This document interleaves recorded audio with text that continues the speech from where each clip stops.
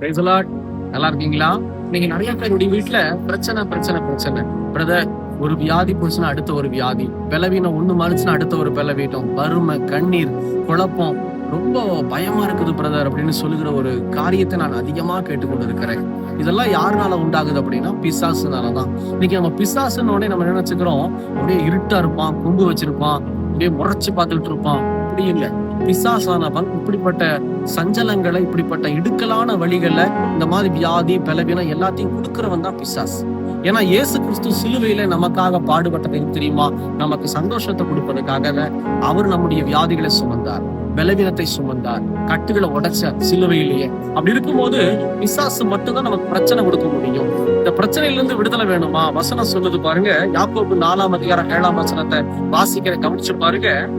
ஆகையால் தேவனுக்கு கீழ்ப்படிந்திருங்கள், பிசாசுக்கு எதிர்த்து நில்லுங்கள், அப்பொழுது அவன் உங்களை விட்டு ஓடி போவான். பிசாசு நம்மளை விட்டு ஓடணுமா?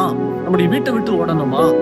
இதோ நமக்கு இருக்கிற பிரச்சனை மாறணுமா? பிசாசு கொண்டு வரதான் பிரச்சனை இல்லையா? இந்த பிரச்சனை மாறணும் அப்படின்னா ஆண்டவர் சொல்றாரு, வசனத்துக்கு கீழ்ப்படிங்க. யோவான் 1:1 அப்படியே சொல்லுகிறது, தேவன் வார்த்தையாய் இருக்கிறார் அப்படின்னு சொல்லு. அப்போ வேற எங்கேயும் இல்ல, ஆண்டவர் நம்ம கையிலேயே தான் இருக்கிறார். வார்த்தையை வாசிச்சு வார்த்தைக்கு நம்ம கீழ்ப்பிடிஞ்சோம் அப்படின்னாலே, இந்த வசனத்துக்கு கீழ்ப்பிடிஞ்சோம் அப்படின்னாலே ஆட்டோமேட்டிக்கா பிசாசு நம்முடைய வாழ்க்கையை விட்டு வெளியேறுவான். இதை விட்டுட்டு இங்க போன ஆசீர்வாதம் வருமா, அங்க போன ஆசீர்வாதம் வருமா, எங்க போனாலும் நான் உங்களுக்கு ஒரு பெர்மனன்ட் சொல்யூஷன் தரேன். வசனத்துக்கு கீழ்ப்படியலைன்னா எங்க போனாலும் ஆசீர்வாதம் உங்களுக்குள்ள நிலையா இருக்காது. வசனத்துக்கு கீழ்ப்படிங்க. திரும்ப திரும்ப சொல்றேன், வசனத்தை வாசிங்க, வசனத்துக்கு கீழ்ப்படிங்க, நல்லா ஜெபம் பண்ணுங்க. ஆட்டோமேட்டிக்கா உங்க வாழ்க்கையில ஆசீர்வாதத்தை பார்ப்பீங்க. தொடர்ச்சி பார்க்க எங்களுக்காக ஜெபித்துக் கொள்ளுங்கள். God bless you.